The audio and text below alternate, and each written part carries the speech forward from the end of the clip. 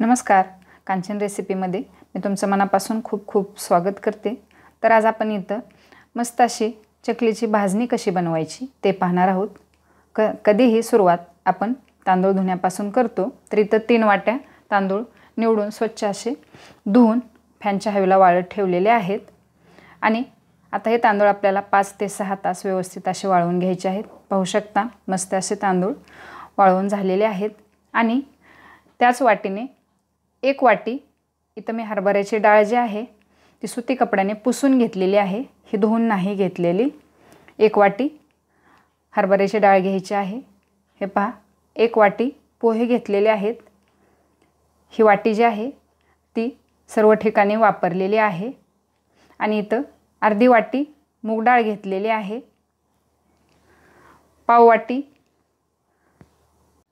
उडीद डाळ घेतलेली आहे आणि हे सर्व स्वच्छ सुती कपड्यानेच पुसून घेतलेला आहे। इथं 2 चमचे जिरे घेतलेला आहे, स्वच्छ निवडून घ्यायचं आणि 4 चमचे धने घेतलेले आहेत। आता हे सर्व साहित्य आपल्याला भाजून घ्यायचे आहेत। तर इथं तांदूळ व्यवस्थित असे आपल्याला भाजून घ्यायचे आहेत।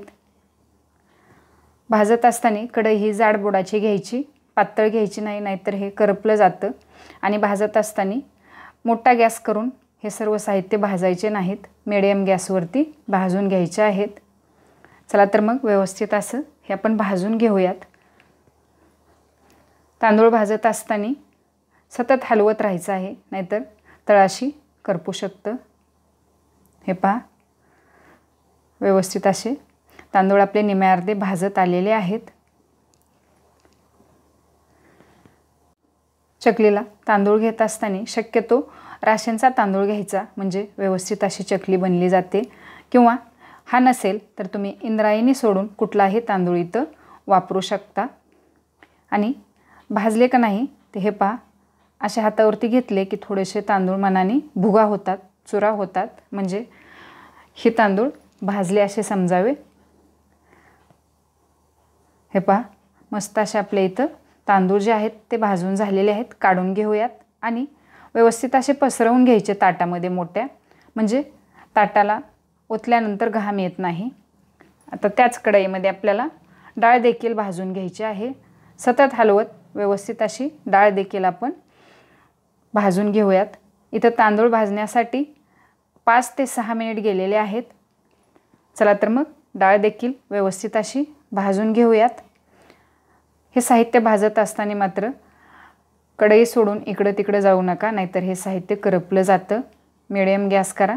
मस्त अशी डाळ देखील आपली पाहू शकता भाजून झालेली आहे, जास्त करपवायचं देखील नाही।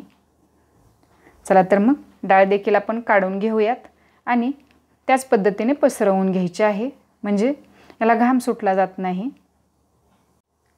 आता मूग डाळ आणि उडीद डाळ जी आहे ते भाजण्यासाठी सेम टाइम लागतो, त्यामुळे एकत्रच मी भाजून घेत आहे। व्यवस्थित दोन्ही डाळे आपण सतत हलवत राहून भाजून घ्यायच्या आहेत। हरभरा डाळ भाजण्यासाठी 3 ते 4 मिनिट लागलेले आहेत आणि इथं पाहू शकता ही डाळ देखील आपली मस्त अशी भाजून झालेली आहे। ही डाळ भाजण्यासाठी जास्तीत जास्त 2 ते 3 मिनिट लागतात। पाहू शकता दोन्ही डाळी मस्त अशा भाजून झालेल्या आहेत। काढून घेऊयात आणि त्याच ताटामध्ये पसरवून ठेवूयात। हे पहा आता आपल्याला पोहे भाजून घ्यायचे आहेत। चला व्यवस्थित असे पोहे देखील आपण भाजून घेऊयात। पोहे भाजण्यासाठी जास्त वेळ लागत नाही। हे पहा मगाशी पण मी सांगितलं, हीच वाटी मी प्रत्येक ठिकाणी हे पदार्थ मोजण्यासाठी वापरलेले आहे।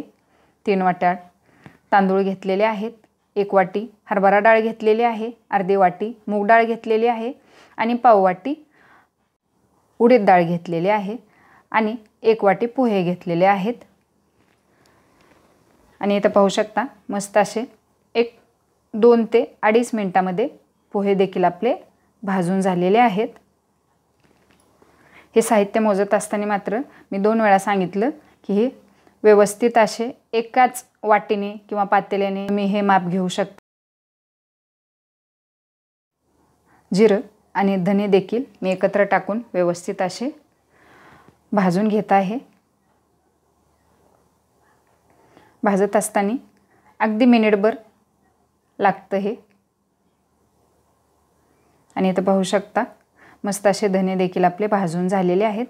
काढून घेऊयात।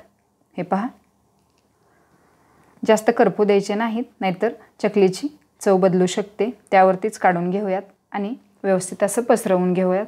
आता हे आपल्याला सर्व साहित्य जे आहे ते 1 तासभर तरी मोठ्या ताटामध्ये ओतून फॅनच्या हवेला थंड करून घ्यायचे आहेत। चला तर मग मस्त असं हे पाहू शकता थंड झालेलं आहे। आता गिरणीवरती आपण हे दळून आणूयात। अगोदर हे सर्व साहित्य आपण किती बनलं ते पाहूयात। तर इथं बरोबर पाहू शकता 2 किलोची चकली जी आहे म्हणजेच भाजणी जी आहे ती आपली तयार होणार आहे। तुम्हाला जर कमी प्रमाणात पाहिजे असेल तर यामधील निम्मे तुम्ही पदार्थ सर्व घेऊ शकता, म्हणजे 1 किलोची चकली व्यवस्थित अशी बनली जाईल। आणि मस्त असं हे थंड झालेलं आहे। आता दळून आणूयात गिरणीवरतून। आणि इथं पाहू शकता मस्त असे चकलीचं पीठ जे आहे ते आपलं तयार झालेलं आहे। आता उद्याच्या व्हिडिओमध्ये आपण यापासून मस्त अशी खमंग, खुसखुशीत आणि चविष्ट अशी चकली कशी बनवायची ते पाहणार आहोत। व्हिडिओला लाईक, शेअर आणि सबस्क्राईब करायला विसरू नका। चला तर मग भेटूया पुढील व्हिडिओमध्ये। तोपर्यंत धन्यवाद।